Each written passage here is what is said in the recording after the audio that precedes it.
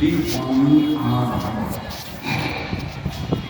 हम पढ़े हैं, पढ़ते हैं, तारा को महाराज श्री राम ने समझाया था वायु को मर जाने के बाद जीवन का एक नक्शा खींचा राम जी ने। तारे क्षिति जल पर्वत गगन शरीर पंच रचित अधम शरीर। क्षिति मन पृथ्वी, जल पानी, क्षिति जल पावक अग्नि, गगन आकाश, समीरा हवा। ये पंच महाभूतों से गठित यह शरीर है। राम जी कहते हैं कि बाली का शरीर पड़ा हुआ मरा चला गया, अपना पति के वियोग में तारा बिखर रो रही है। राम जी दोनों पाठ को समझाते हैं कि एक पाठ तुम्हारे आगे है, वो क्या है? क्षिति जल पावक गगन शरीर, मिट्टी पानी आग हवा आकाश। अब आकाश तत्व क्या है उस तरफ मैं जाऊंगा तो समय गुजर जाएगा, निर्णय नहीं हो पाएगा। मिट्टी पानी आग हवा ये चार परमाणु द्रव्य है। मिट्टी पानी आग हवा की तरह आकाश को परमाणु द्रव्य है। इसलिए तुम चिंता करो, चार ही तत्व मिट्टी पानी आग हवा। शून्य तो आकाश की शून्य है, पूर्ण है, गति है, तो द्रव्य नहीं है। लेकिन गोस्वामी जी ने उसका ग्रहण किया, क्यों ग्रहण किया इसका विश्लेषण नहीं कर सकूंगा समय। राम जी ने समझाया जिस बाली के जीवन में तुम रोती हो, जीवन पर विचार करो कि जीवन क्या है। एक पाठ को कहा क्षिति जल पावक गगन समीरा, पंच रचित अधम शरीर, प्रकट सुतम तब आदि सोवा।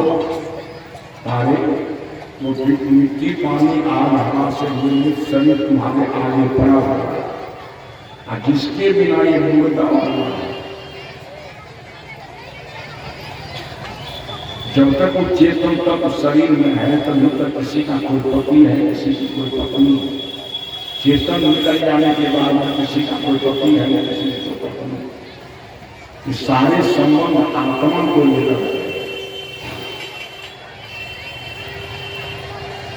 शरीर के हृदय से आत्मा निकल जाने के बाद मृत शरीर किसका पत्नी बनेगा? शरीर में से आत्मा निकल जाने के बाद मृत शरीर किसका पति बनेगा? सारे संबंध आत्मा के संबंध से। राम जी कहते हैं कि प्रगट तंत्र आगे सोवा, मिट्टी पानी आग एक पार्ट है, एक हिस्सा है तुम्हारे पति के जीवन का। वो शरीर सामने पड़ा होगा, जिसके बिना ये मुर्दा हो गया। ठीक से सुनिएगा, जिसके बिना मुर्दा हो गया।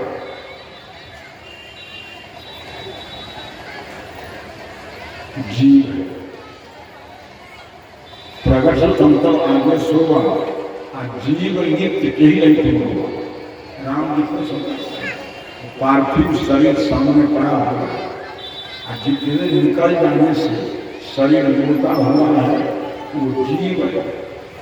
लेकिन एक विशेषण दिया गोस्वामी कृष्ण से, कथम भूता सहजीवन, वो जीव कैसा है तो नित्य है। शब्दों के भाव को अर्थ को समझिए। ये जीव कैसा है? तुलसी कहते हैं नित्य। जो वस्तु नित्य होती है उसमें कारण काल व्यवस्था नहीं। जो वस्तु नित्य होती है किसी का अंश और किसी का अंश ही नहीं होता।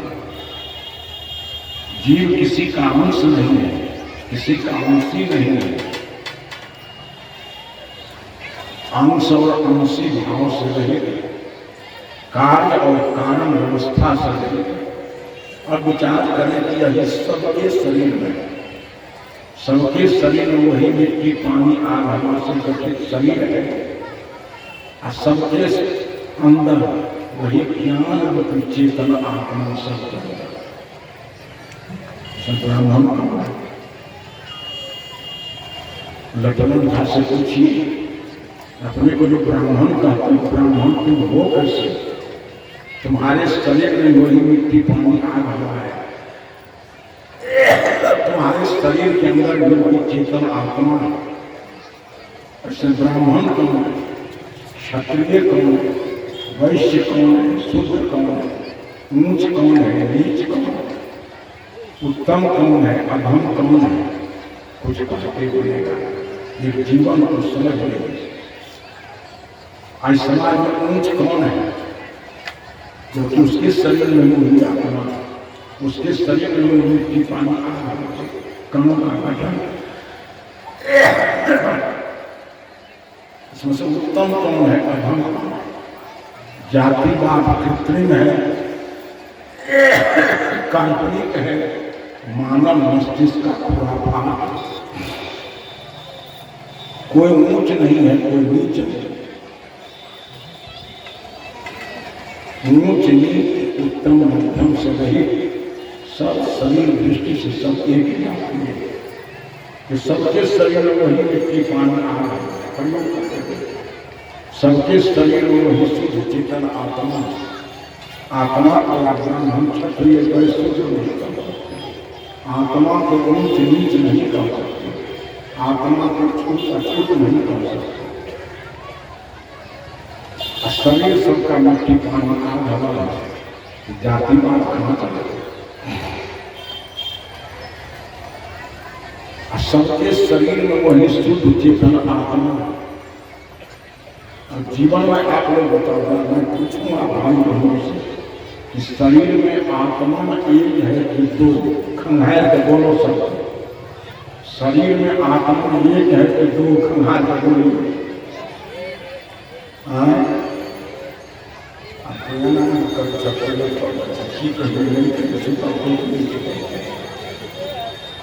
विवेक से कहिए जोर से, इस शरीर में आत्मा एक है कि दो? परमात्मा की बात है।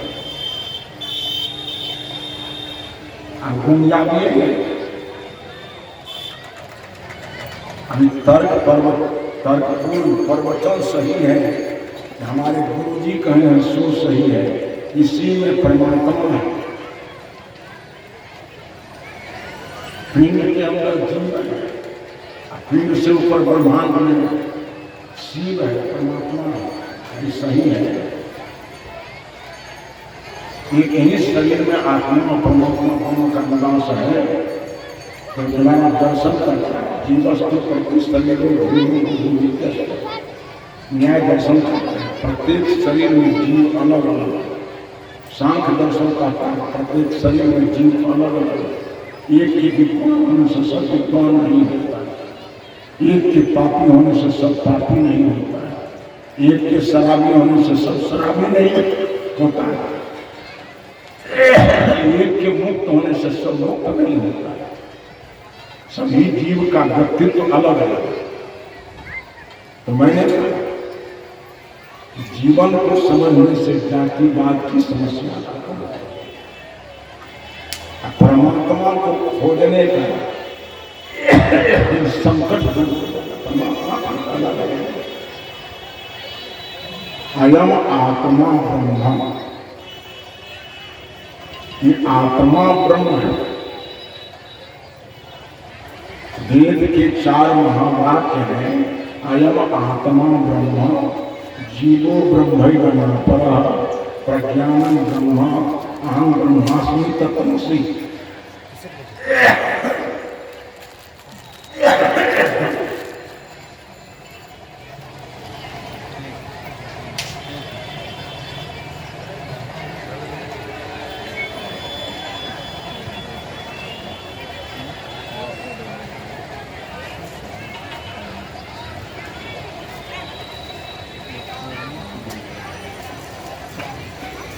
दोनों तरफ के उलझन से उलझे, इसे उलझा हुआ है, शरीर भी उलझा हुआ है। दोनों का समाधान करते हैं। आइए लेकर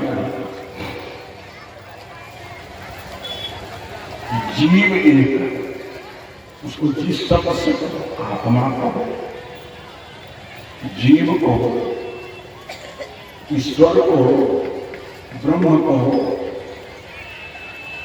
सभी पर्यायवाची शब्द हैं।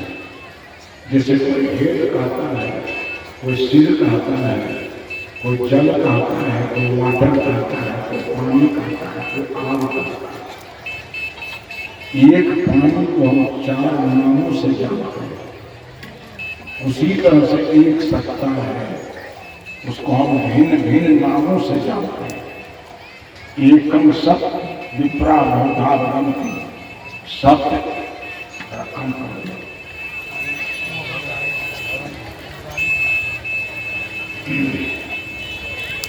तो मैंने निवेदन किया था जीवन कैसे, जीवन 2 तत्वों का बनी, बाहर शरीर है, भीतर आत्मा। शरीर जड़ है, आत्मा चेतन है। शरीर प्रकृति है, आत्मा पुरुष है। वही आत्मा हम लोग परमात्मा कहते हैं, परमात्मा नहीं है, समझ लो। एक नरेश नाम का विद्यार्थी यूनिवर्सिटी में पढ़ता है। नरेश नाम था बहुत तेज कर रहा, कमीशन से यूनिवर्सिटी प्रोफेसर होता। जिस यूनिवर्सिटी में विद्यार्थी था वही प्रोफेसर। अवस्था बदल गई, स्थान बदल गया। अब छात्रावास से निकल करके प्रोफेसर कॉलोनी में चला गया। अब पढ़ने लिखने के संग उसका एक मित्र था, बेचारा मोटा दिमाग का। ये दोबारा आया छात्रावास में, नरेश से मिल करके समाचार खराब करके चला। फिर एक बार लोगों से पूछा कि 10 नंबर रूम में तो नरेश रहता था। लोगों ने कहा नरेश नाम का कोई विद्यार्थी नहीं है। उसने कहा नहीं, 10 नंबर रूम में नरेश से विद्यार्थी रहता। लोगों ने कहा यहाँ नरेश नाम का विद्यार्थी कोई नहीं है, एक प्रोफेसर है, कानूनी प्रोफेसर नहीं, विद्यार्थी समझदारी की गड़बड़ी है। कहाँ सोच लगा विद्यार्थी का दोस्त चाहता है कि मैं विद्यार्थी खोज रहा हूँ, नरेश नाम का कोई विद्यार्थी नहीं है, एक प्रोफेसर है जो प्रोफेसर कॉलोनी में रहता है। हम विद्यार्थी को खोज, इतने में वो नरेश निकला। छोड़ो छोड़ो मित्र आता, नरेश उसके निकल कर आया। उसके मित्र ने कहा तुम नरेश हो,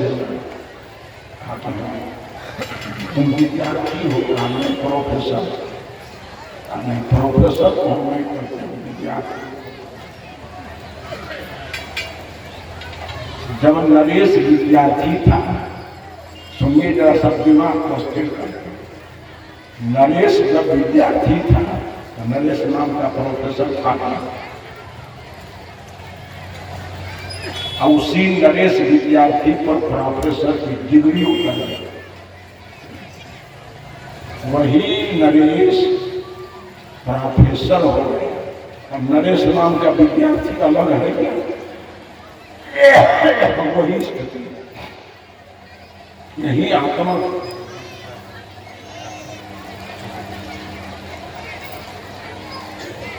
वही आत्मा का परिष्कृत रूप परमात्मा।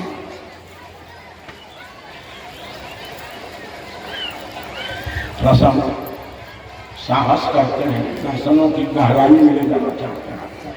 ये दर्शन के ज्ञान के बिना संदेह दूर होने वाला नहीं। दृश्यते अनेन, जिससे हम वस्तु सत्य के स्वरूप को समझते हैं, उसका नाम दर्शन है।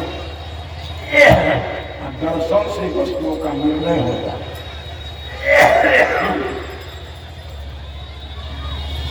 योग दर्शन में कहा क्लेश कर्म विपाकाश्रय अपरामृष्टा विशेषा।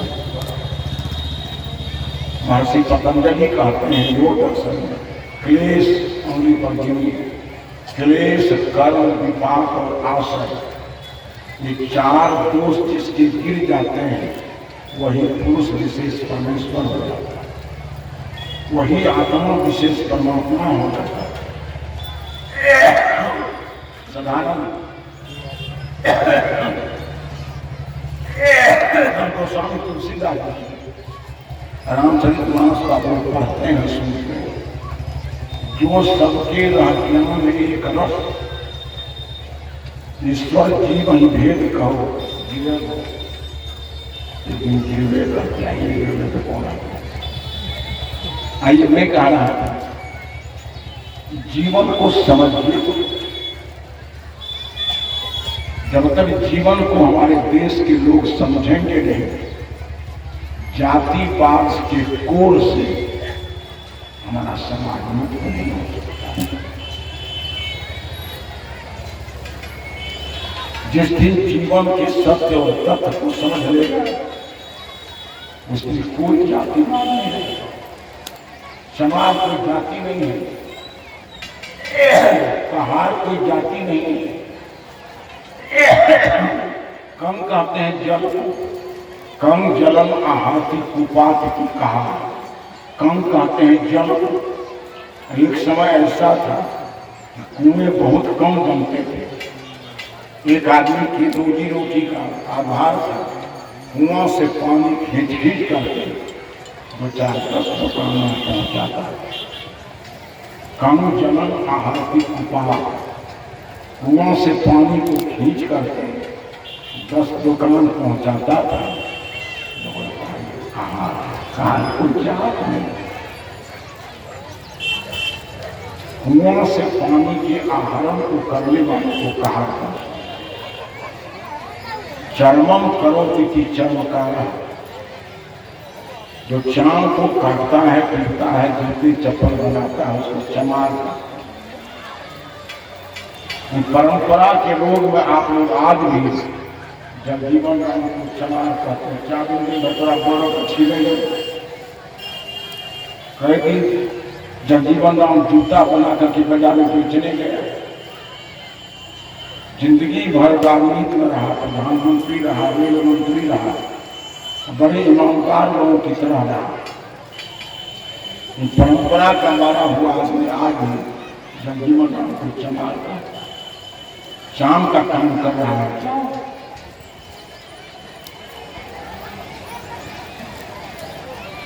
तो मैं ये कहा जातिवाद कोई चीज नहीं है। जो जातिवाद के समर्थक हैं मेरे निकट आकर बात करें और प्रमाण दे करके जातिवाद को प्रमाणित करें। अभी तो मैं लाचार हूं,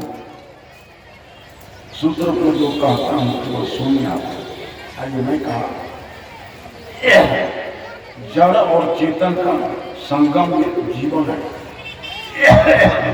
माताओं के अंदर वही है, भाइयों के अंदर वही। हर बहनों का शरीर मिट्टी पानी आग हवा का, हर बहन के अंदर चेतन आत्मा शुद्ध है, साक्षी रूप है, अविनाशी है, अखंड है। एक ही तत्व दोनों के अंदर, तत्व दृष्टि से नर और नारी दोनों समान है। अध्यात्म दृष्टि से नर और नारी दोनों समान है। विचारों की गहराई में जाकर के सुनने और समझने का प्रयास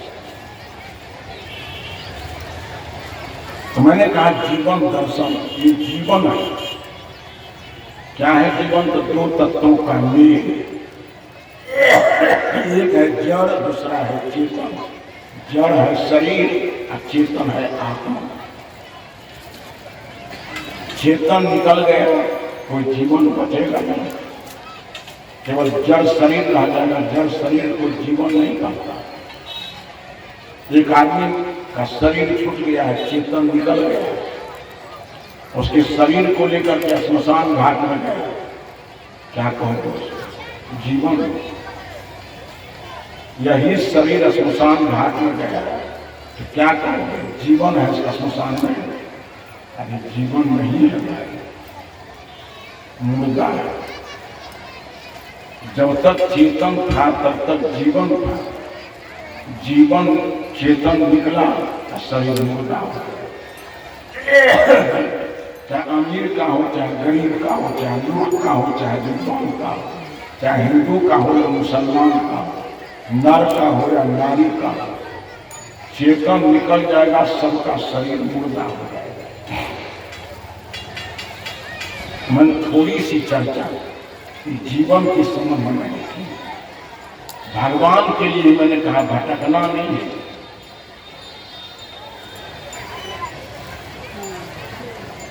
बहुत से लोग कहते हैं भगवान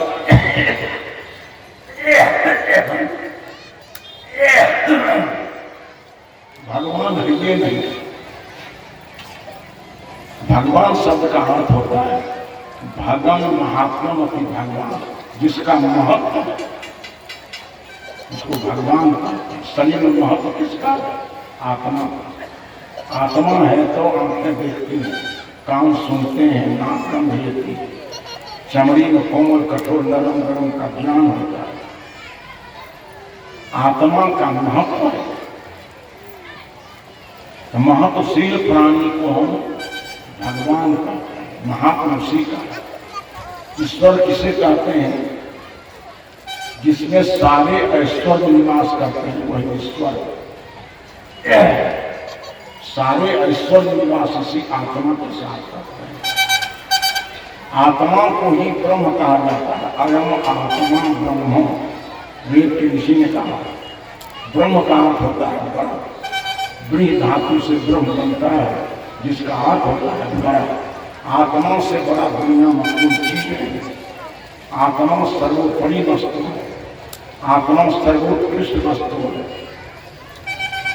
इन बातों को ठीक ढंग से समझिए। कभी कभी कभी कभी एकांत में बैठ रहे प्रश्न कीजिए। जो प्रज्ञावान संत मिल जाए उन संतों से एकांत में बैठ करके प्रश्न कीजिए। संदेह होता था, पदे पदे अर्जुन जी कृष्ण से प्रश्न करते। संदेह होता था, पदे पदे आनंद जी भगवान बुद्ध से प्रश्न करते।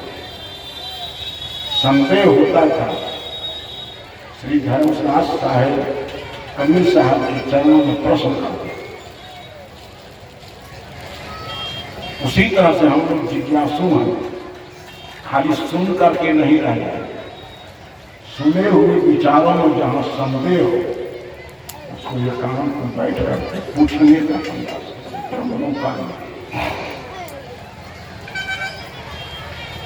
हम लोग तो सुनते हैं, बुढ़िया वस्त्र बांधते हैं। चल जहाँ काली में पढ़ाते थे, व्याकरण पढ़ाते, कुछ लड़के थे पढ़ लेते थे, पुस्तक पढ़ना लेकर के चलते। कुछ लड़के ऐसे थे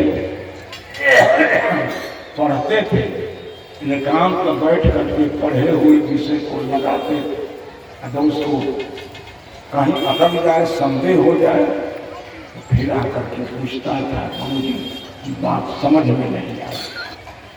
इन अध्यात्म मन से सुनने वाले एक भी आदमी कभी आकर के प्रश्न नहीं करता है कि बात कैसे है, आत्मा कैसे परमात्मा हो गया, जीव कैसे ब्रह्म हो गया, बंधन क्या है, मुक्ति क्या है। बहुत गुह्यतम विषय है। इसको एकांत को बैठ करके समझना चाहिए, प्रश्न करना चाहिए। प्रश्न करने में जो लजाएगा, प्रश्न करने में जो संकोच करेगा, उसको पूर्ण ज्ञान कभी नहीं हो सकता है। रोसानी तुलसी ने कहा है,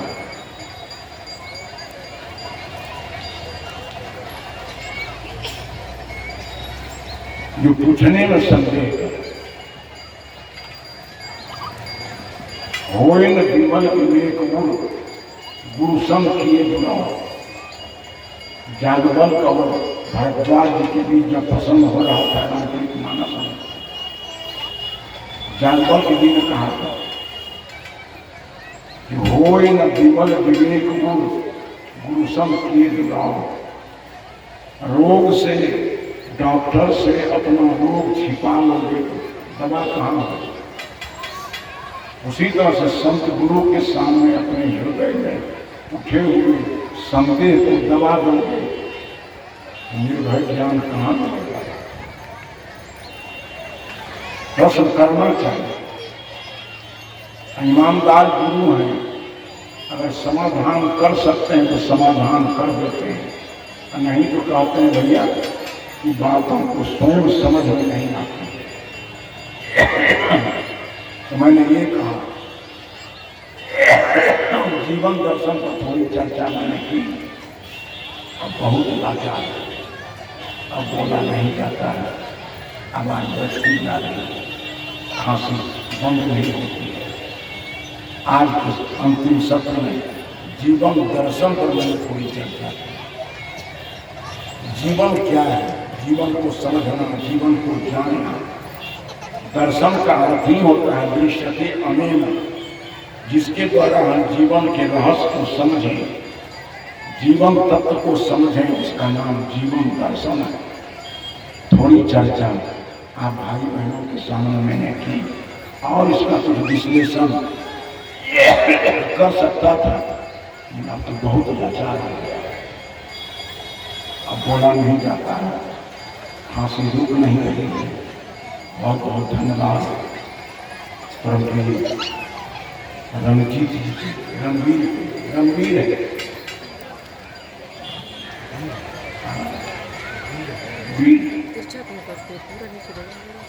युद्ध के क्षेत्र में डटने वाला रणवीर का, ये भी अपने युद्ध के क्षेत्र में अड़ा हुआ, कैसे इतना चंदा उड़ा लेता है, कैसे इतनी सारी व्यवस्थाएं कर लेता है।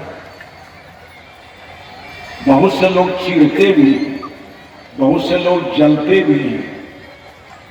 मैं कहता हूं किसी तरह से रणवीर सत्संग करा लेता है, सब लोग धन्यवाद करो। किसी का कोई बिगाड़ नहीं करता है, मैंने यही कहा। 2 दिनों से सत्संग में आप लोग बैठ रहे हैं। सत्संग मंच से जो विचार दिए जाते हैं, उन विचारों से आपका स्वास्थ्य बिगड़ जाएगा क्या? आपकी पारिवारिक स्थिति बिगड़ जाएगी क्या?